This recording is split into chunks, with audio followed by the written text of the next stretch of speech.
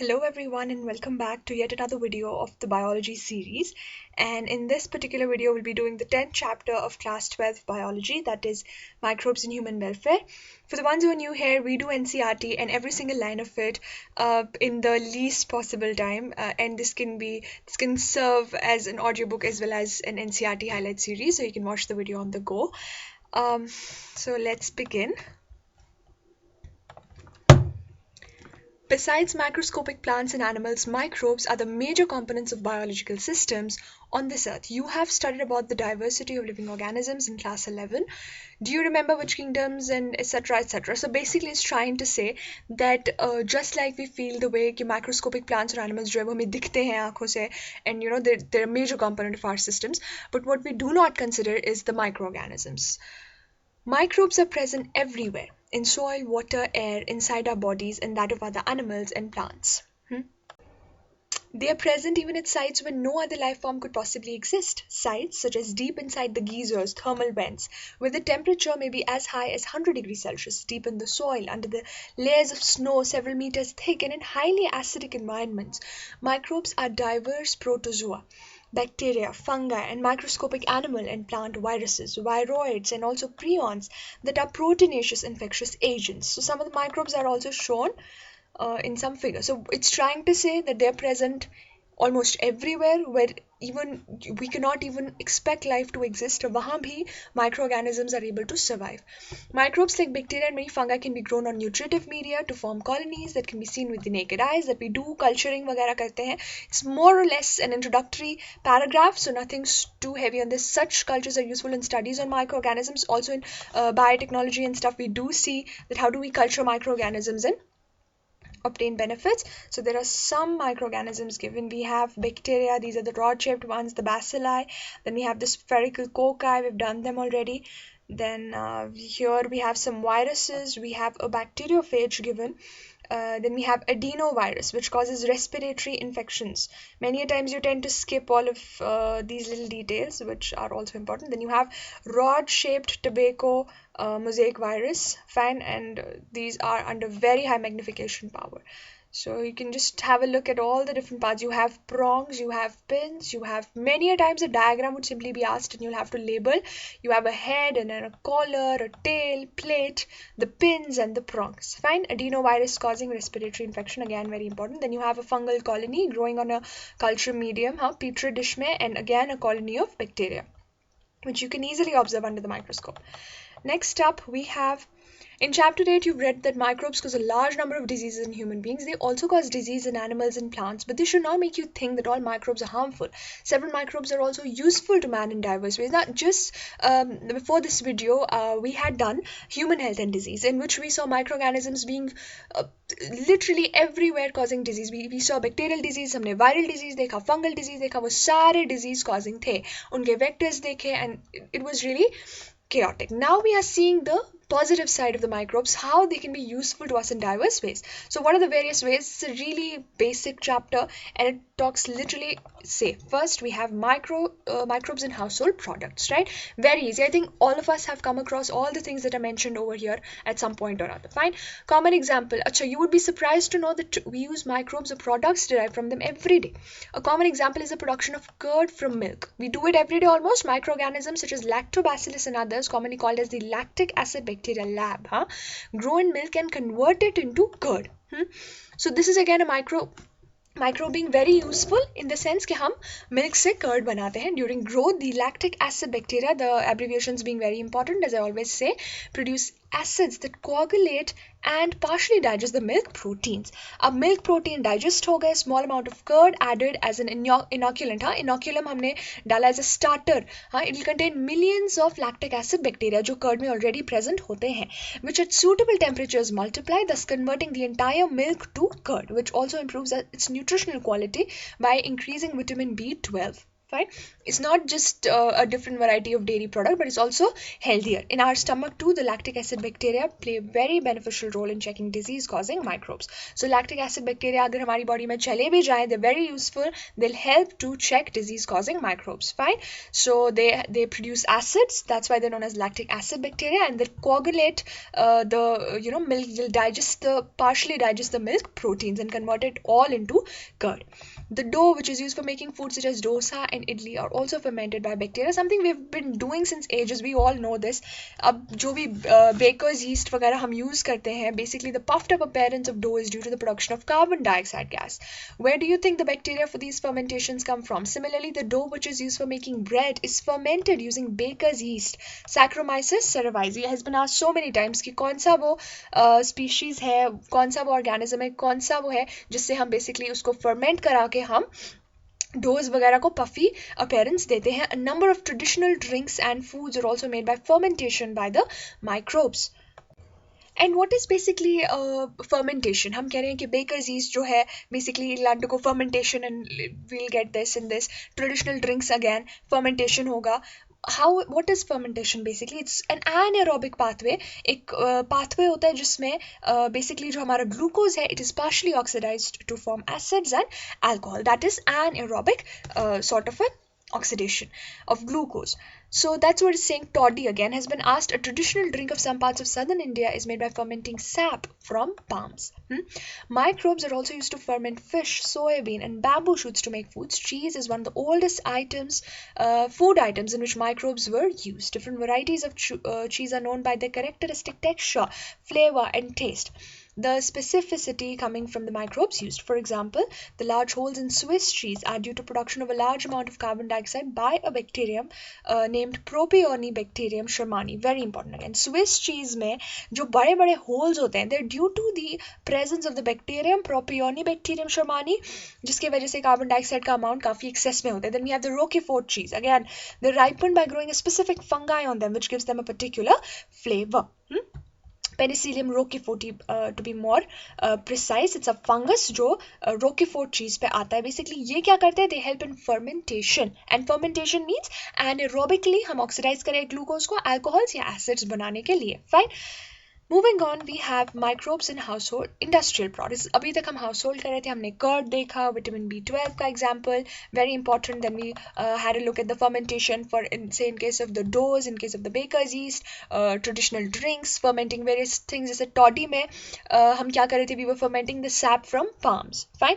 Or different things were fermented in order to form various types of food products. अब industrially हम कैसे use करते हैं? Even in industry, microbes are used to synthesize a number of products valuable to human beings.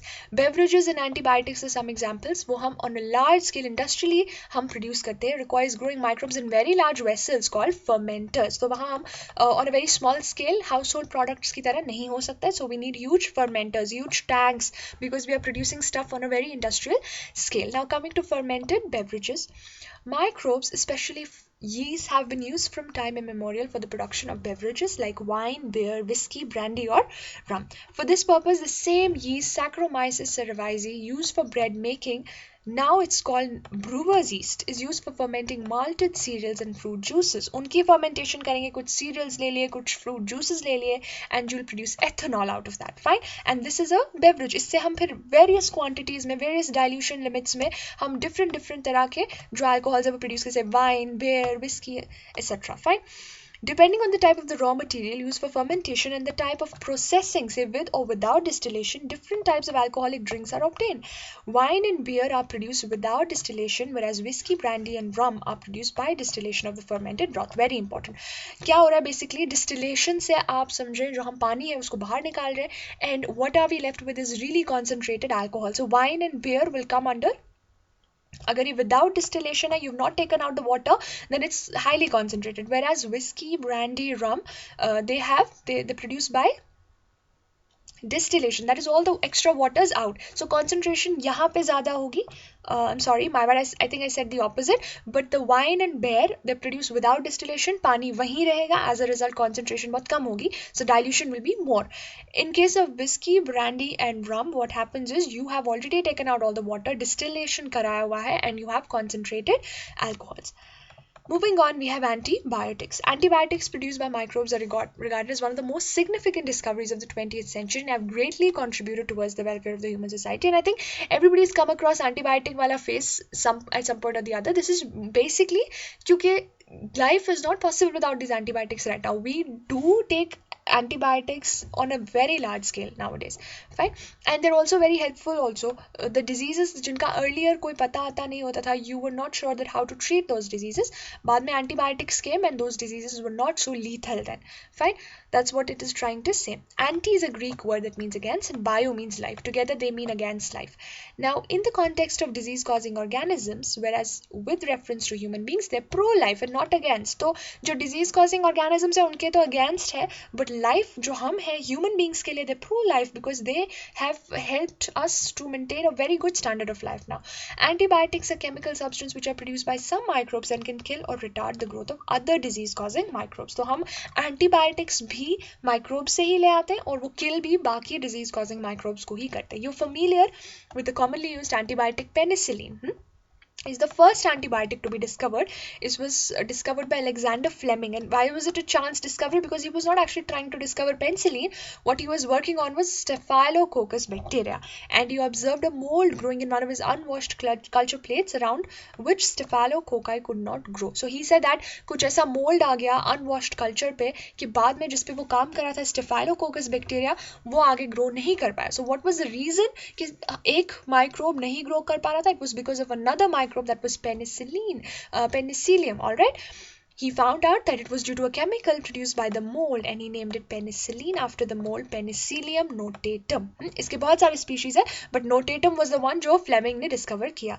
However, its full potential as an effective antibiotic was established by Chain and Florey. So बाद में award तीनों को मिला, Fleming, Chain and Florey. They were awarded the Nobel Prize in 1945 for this discovery. It was extensively used to treat American soldiers wounded in World War II. Fine. बाद में as an antibiotic establishing it, fine, making it really renowned. इसमें Chain और Florey का भी कुछ हाथ था. So eventually तीनों को बाद में award मिला and that's how it helped in the World War II as well. After penicillin, other antibiotics were also purified from other microbes. Can you name some? All right. Antibiotics have greatly improved our capacity to treat deadly disease such as plague, whooping cough, kali khansi, diphtheria, and leprosy, which used to kill millions all over the globe. Today, we cannot imagine a world without antibiotics. As I already told you, it's become a part of our life nowadays, and so many more antibiotics every day. You know, the research field दिन ब दिन बढ़ता जा रहा है. New antibiotics are being produced with least side effects and maximum efficiency.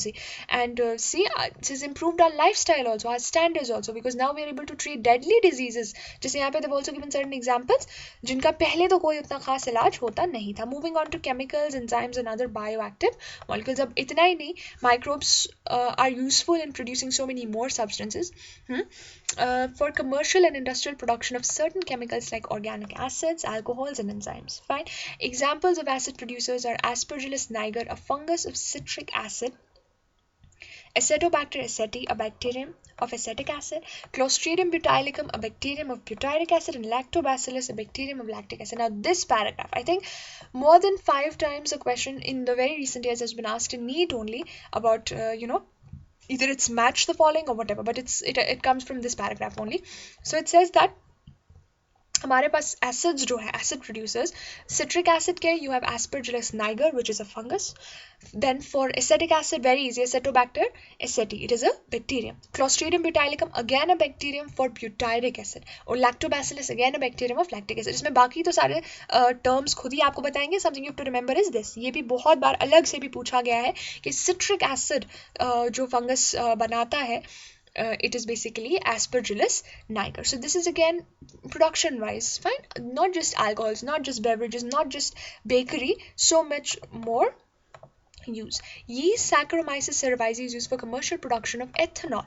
Microbes are used for production of enzymes. Lipases are used in detergent formulations and are helpful in removing oily stains from the laundry. Obviously because lipases जो होते हैं fats, lipids, oils को digest करते हैं, तो उनसे हम laundry वगैरह के for all the detergent formulations. You must have noticed that bottled fruit juices brought from the market are clearer as compared to those made at home. घर वाले में कुछ ना कुछ pulp वगैरह रहता है. This is because the bottled juices are clarified by the use of pectinases and proteases. हम already protein digesting enzymes उसमें डाले होते हैं तो उसमें it's clearer. Fine. Streptokinase, very important. This has also been asked. Produced by the bacterium Streptococcus and modified by genetic engineering, is used as a clot buster for removing clots from the blood vessels of patients who have undergone myocardial infarction leading to heart attack. ठीक है, जिनके blood vessels coagulate हो गए होते हैं हम उनको streptokinase देते हैं. वो भी हमने streptococcus से ही we have extracted that from streptococcus bacterium only, and then you use it for removing clots from the blood vessels of patients. Fine. Then we have another bioactive molecule, cyclosporin A.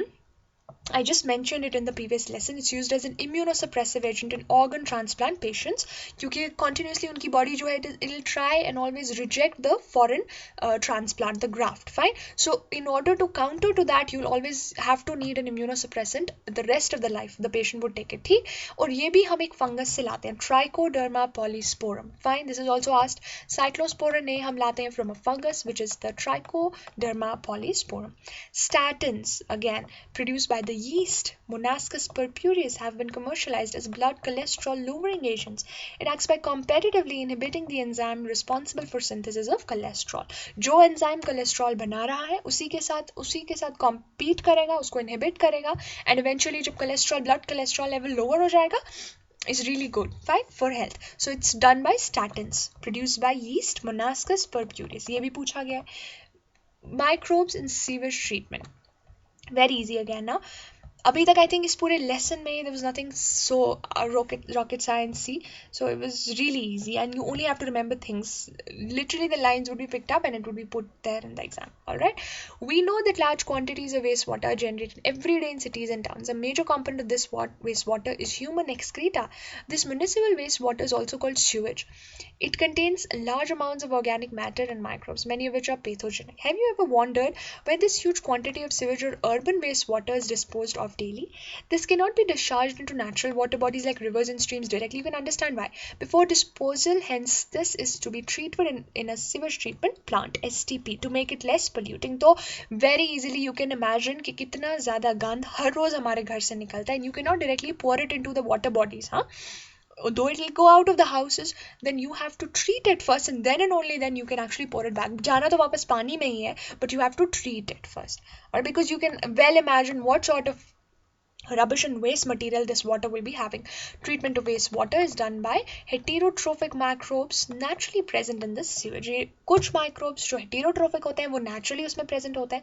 So two stages, very important. You have a primary stage and you have a secondary or a biological treatment. Primary treatment में क्या होता है? Steps basically involve physical removal of particles large and small from the sewage through filtration and sedimentation. तो हम पहले filter करेंगे on a very broad scale. You'll try to remove physically all the large small particles जो आपको दिख रहे हैं, ठीक.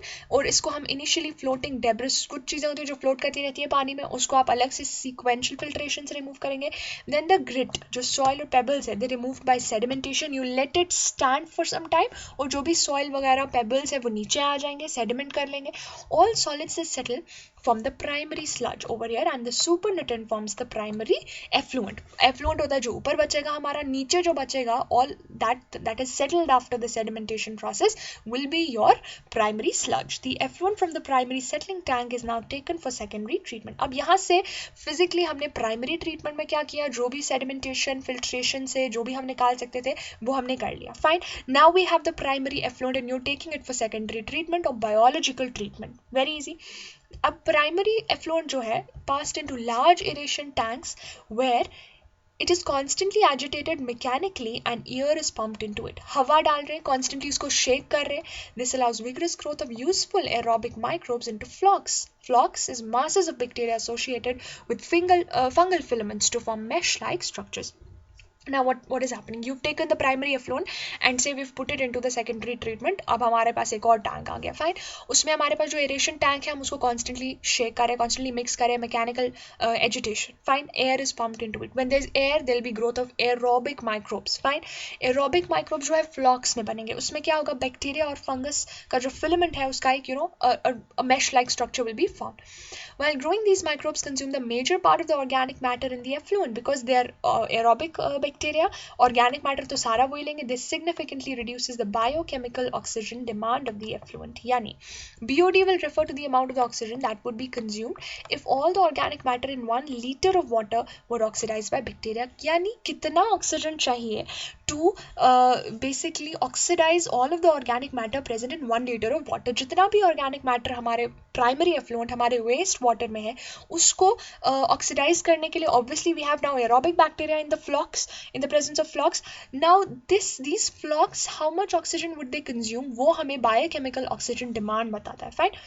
The sewage water is treated till the BOD is reduced. The BOD test measures the rate of uptake of oxygen by microorganisms in a sample of water and thus indirectly is a measure of the organic matter present in the water. जितना ज़्यादा organic matter होगा उतना ही ज़्यादा biochemical oxygen demand होगा. It's very simple, right? Because उतने ही ज़्यादा aerobic bacteria उसको oxidize कर रहे होंगे. The greater the BOD of wastewater, more is its polluting potential. यानी उतनी ज़्यादा organic waste है उसमें, उतनी ज़्यादा गंद है. इसका मतलब उनको बहुत सारा oxygen चाहिए उसको oxidize करने के लिए. Once the BOD of sewage or wastewater is reduced significantly, the effluent is then passed into a settling tank where the bacterial flocks are allowed to sediment. अब जो flocks थे हमारे जिन्होंने organic waste को oxidize कर लिया in presence of oxygen, now we are allowing them to sediment. This sediment is called activated sludge. So what will the activated sludge contain? Activated sludge में हमारे पास होगा flocks of bacteria which have already carried out their work और अब वो settle हो गए. A small part of the activated sludge is pumped back into the aeration tank to serve as the inoculum. अब again इस activated sludge को वापस डालेंगे. Again it will act as some starter. The remaining major part of the sludge is pumped into large tanks called anaerobic sludge digesters. Here, other kinds of bacteria which grow anaerobically digest the bacteria and the fungi in the sludge. During this digestion, bacteria produce a mixture of gases such as methane, hydrogen sulfide and carbon dioxide. ये भी पूछा गया कि कौन-कौन से gases है. So you have methane, you have hydrogen sulfide and you have carbon dioxide. These gases form biogas and can be used as a source of energy as it is inflammable. Now very important. What happens is now you've let the aerobic bacteria to settle down at the bottom. इस activated sludge को हमने एक anaerobic sludge digester में डाला जहाँ पे anaerobic bacteria जो है they're going to act on this activated sludge and they're going to digest all the bacteria and fungi जो भी flocks में थे. ठीक. Now what happens is digestion के दौरान bacteria are going to produce the anaerobic ones. They'll produce a mixture of gases. उसमें होगा methane, hydrogen sulfide and carbon dioxide. And this mixture will form your biogas and it's a rich source of energy because it is inflammable. The effluent from the secondary treatment plant is generally released into natural water bodies like rivers and streams. तो कभी कभार tertiary treatment भी होता है but that's mostly बाहर होता है, यहाँ नहीं होता. Alright, so फिर हम इस secondary जो भी हमारा aeration tank था, इसका जो हमारा secondary effluent था उसको हम फिर बाद में you can drop it into give it all away into the streams. You can appreciate how microbes play a major role in treating millions of gallons of wastewater every day across the globe. This methodology has been practiced for more than a century now in almost all parts of the world. Imagine there's no microbes at all, there's no cleaning of water, all of the wastewater is put back into the clean water, then it's all mixed up and messy, right? So we won't even get clean drinking water then. Till date, no man-made technology has been able to rival the microbial treatment of sewage. इतना तो कोई हम कर भी नहीं सकते. You're aware that due to increasing urbanization, sewage is being produced in much larger quantities than ever before.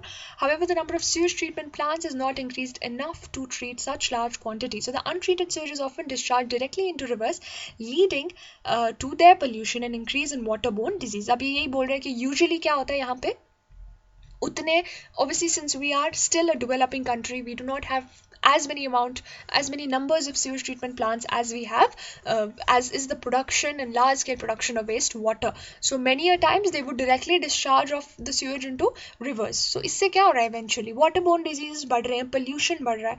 The Ministry of Environment and Forests has initiated the Ganga Action Plan, you must have heard about it, and the Yamuna Action Plan to save these major rivers of our country from pollution. Under these plans, it is proposed to build a large number of sewage treatment plants so that only treated sewage may be discharged in the rivers. A visit to a sewage treatment plant situated in any place near you would be a very interesting and educating experience. So that's what it's trying to say. जितने ज़्यादा ही हमारे पास treatment plants होंगे उतना ज़्यादा जो है there'll be a very low risk of directly discharging wastewater into clean water bodies. तो इसके लिए जो हमारे दो action plans थे they were brought into action. Now we have microbes in production of biogas. अभी हमने देखा biogas में predominantly methane. This is also been asked कि mostly biogas में क्या होता है? Mostly methane होता है, all right? Is a mixture of gases produced by the microbial activity and which may be used as a fuel. You've learned that microbes produce different types of gases and products during growth and metabolism.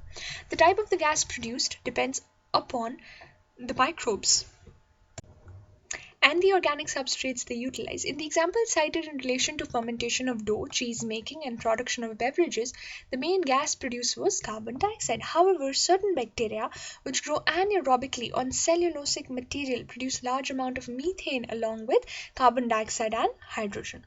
These bacteria are collectively called methanogens and one such common bacterium is methanobacterium. So what happens is basically कुछ bacteria होते हैं जो सिर्फ carbon dioxide mainly नहीं produce करते हैं, वो mainly methane produce करते हैं. तो ऐसे बैक्टीरिया को हम मेथनोजेंस बोलते हैं, fine, which anaerobically would grow on the cellulosic material, fine, anaerobically ही वो लोग मीथेन गैस जो है वो रिलीज करते हैं. तो methanobacterium is an example. These bacteria are commonly found in the anaerobic sludge during sewage treatment, जो हमने अभी देखा. These bacteria are also present in the rumen, a part of stomach of the cattle. A lot of cellulosic material present in the food of cattle is also present in the rumen, जो उनका stomach का एक हिस्सा होता है. And inside the rumen only, these bacteria help in the breakdown of cellulose and play an important role in the nutrition of cattle. We are able to digest cellulose present in our foods. Thus, the excreta or dung of cattle, commonly called gobar, is rich in these bacteria. Dung can be used for generation of biogas, commonly called the gobar gas. So what happens over here is methanogens are those bacteria which would anaerobically grow anywhere in the rumen or wherever. Fine. अभी हमने activated sludge tank जब हमने देखा activated sludge को digest किया हमने anaerobic sludge digesters की वजह से. Fine. And what all they release was biogas, जिसका एक predominantly main component methane था. Fine. यहाँ पे भी again inside the rumen of the cattle, it's a part of the stomach. What happens is there's a lot of cellulosic material, alright, because वो mostly herbivores होते हैं और उस cellulose को digest करने के लिए again you have those methanogens जो उनका nutrition भी कराते हैं और methane भी release कराते हैं. The biogas plant consists of a concrete tank 10 to 15 feet deep in which bio-wastes are collected and a slurry of dung is. A floating cover is placed over the slurry which keeps on rising as the gas is produced in the tank due to the microbial activity. The biogas plant is an outlet which is connected to a pipe to supply biogas to nearby houses. The spent slurry is removed through another outlet and may be used as fertilizer. Cattle dung is available in large quantities in rural areas where cattle are used for a variety of purposes. So biogas plants are more often built in rural areas.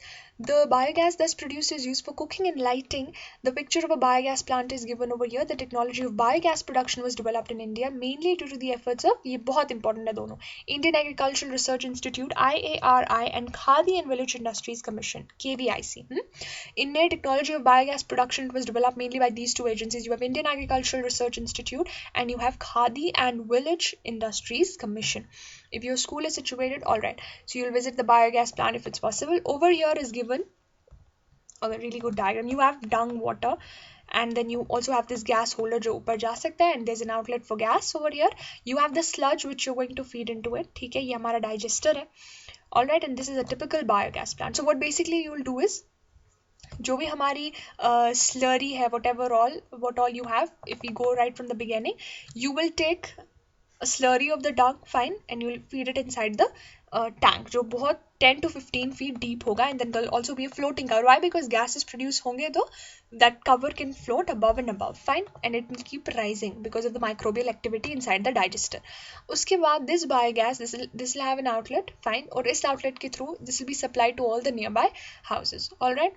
And जो इसमें the spent slurry now which is left over, उसको एक another outlet में उसकी वजह से एक fertilizer सा बन जाएगा, alright, which can also be used आगे जाके हमारे इसमें एज अ फर्टिलाइजर मैन्योर्स वगैरह जो होते हैं.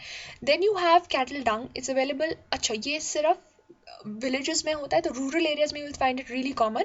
For the ones who live in cities और जो आगे जाके टाउन्स वगैरह में, they won't be finding it so useful because they don't use a lot of cattle and they don't have so much of cattle dung also available. So also that will limit the use of such plants. Now, microbes is biocontrol agents. Biocontrol refers to the use of biological methods for controlling plant diseases and pests. In modern society, these problems have been tackled increasingly by the use of chemicals, the use of insecticides and pesticides. These chemicals are toxic and extremely harmful to human beings and animals alike, and have been polluting our environment, fruits, vegetables, and crop plants. Our soil is also polluted through our use of weedicides to remove weeds. So what happens? They're trying to give you a difference between all the artificial, the synthetic insecticides, the weedicides, and all the chemicals that we use as fertilizers, which are eventually really harmful. All right, they have a lot of side effects. Soil gets polluted, and eventually हमें soil में जो भी grow करे, we have to eat that eventually, and this is a cyclic process which is harmful in one way or the other to us as well. All right, so what we use is something that can be natural, it can be of great help. So that's what it says. अगर हम microbes को ही as biocontrol agents use करें, जैसे इन्हें यहाँ दिया biological control of pests and diseases. In agriculture, there's a method of controlling pests that relies on natural predation rather than introduced chemicals. Naturally, कुछ organisms दूसरे organisms को kill करेंगे. A key belief of the organic farmer is that biodiversity furthers health. Farmer क्या बोलते हैं कि जितनी ज़्यादा डाइवर्सिटी होगी उतनी हेल्थ होगी, उतना सही जाएगा. Every year the harvest, the more variety a landscape has, the more sustainable it is. ठीक है, so you don't mean the organic farmer never intends to kill a certain pest or a certain organism or a certain species entirely. The organic farmer therefore works to create a system where the insects that are sometimes called pests are not eradicated but instead are kept at manageable levels by a complex system of checks and balances within a living and vibrant ecosystem. Contrary to the conventional farming practices which often use chemical methods to kill both useful and harmful life forms indiscriminately. This is a holistic approach that seeks to develop an understanding of the webs of interaction between the myriad of organisms that constitute the field of fauna and flora. So basically, to preserve all of the biodiversity inside the field, to let every organism live, ठीक है, within limits you can actually limit the growth of certain pests, but you do not indiscriminately eradicate it entirely with the help of pests, because you know the food chain and the food webs all dependent upon each other. If you disturb the balance, it creates issues. The organic farmer holds the view that the eradication of the creatures that are often described as pests is not only possible but also undesirable, for without them the beneficial predatory and parasitic insects which depend upon them as food or host would not be able to survive. That's what I was saying. Food chain होता है, एक अगर हमने एक parasite को ख़त्म किया, जो बेनिफिशियल parasitic insects थे, जो बाकी थे, which depended on them as host, as food, they won't be able to survive then. Thus, the use of biocontrol measures will greatly reduce our dependence on toxic chemicals and pesticides. An important part of the biological farming approach is to become familiar with the various forms of life that inhabit the field, predators as well as pests, and also their life cycles, patterns of feeding, and the habitats that they prefer. This will help develop appropriate means of biocontrol. So you also, the farmer needs to know first कि उसके farm में what all are the life forms that are going to inhabit the field, fine, what are the predators, who are the pests, and what is the life cycle of all the organisms, which organism depends on what other organism.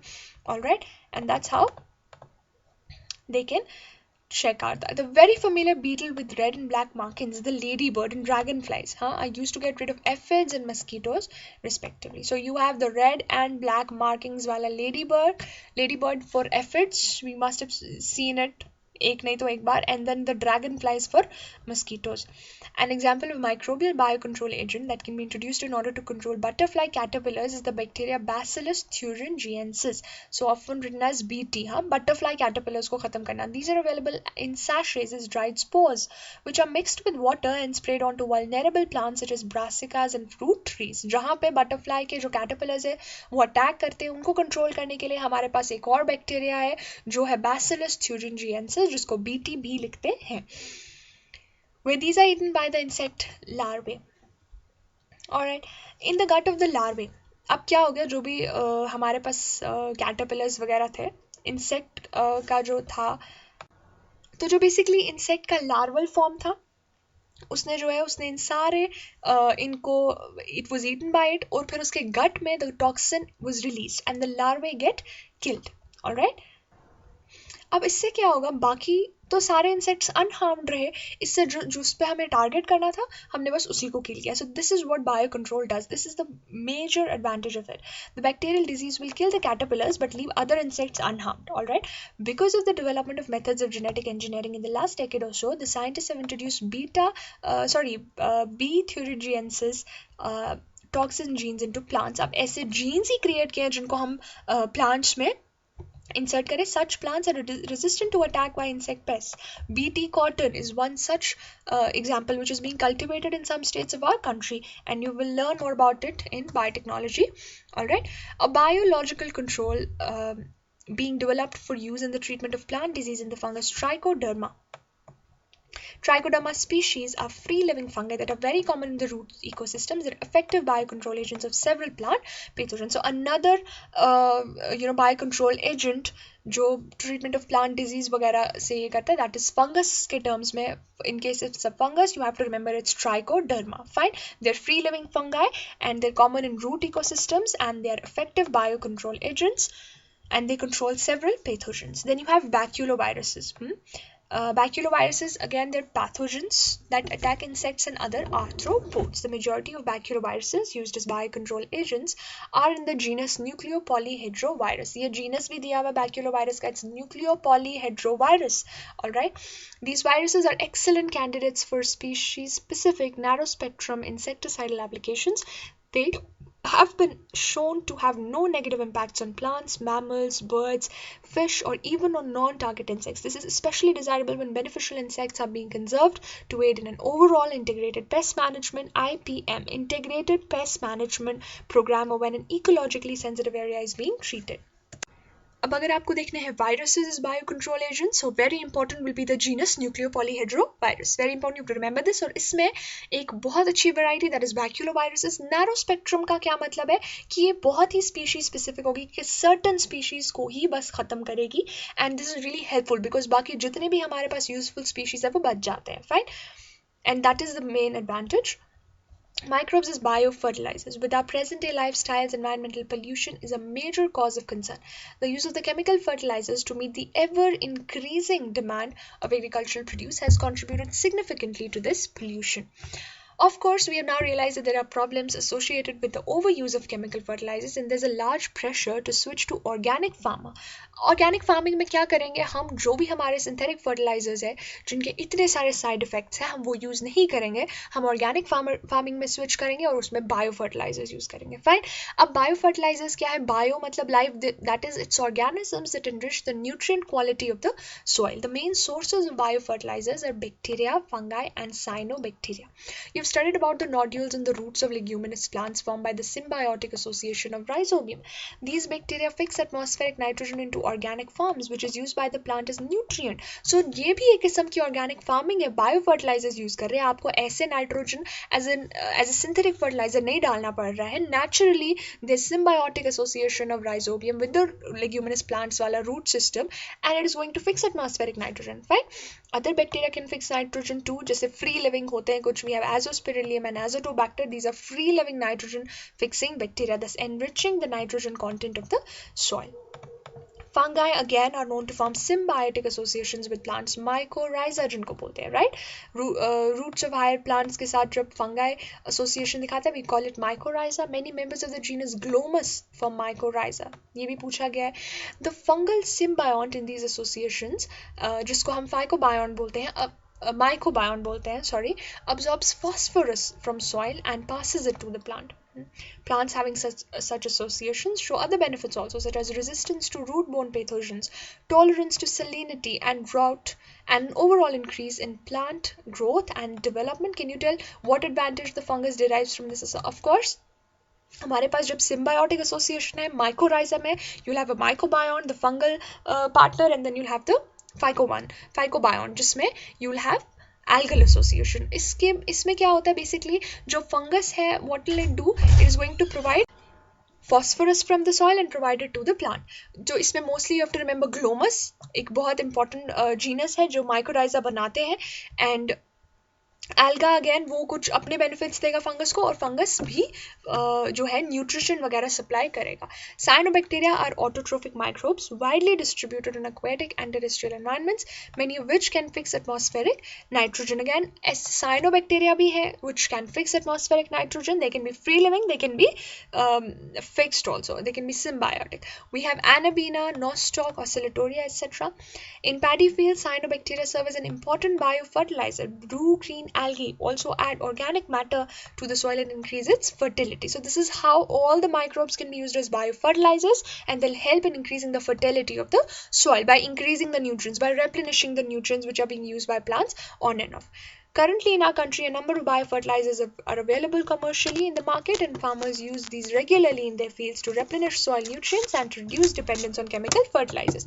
So very basic chapter, it's nothing of a big deal. So it's just all that we've been doing ever since normal applied biology, wherein we saw how microbes can be used in our household products, how they are not only responsible for causing various diseases, but they're also really helpful industrially, commercially, treating water wastes and everything. And also at the end, we saw how they can be used as biocontrol agents and biofertilizers. So all you have to do for this lesson is mark all the examples, they're very important. And with that, we come to an end of this video. Thank you so much. I'll see you in my next one.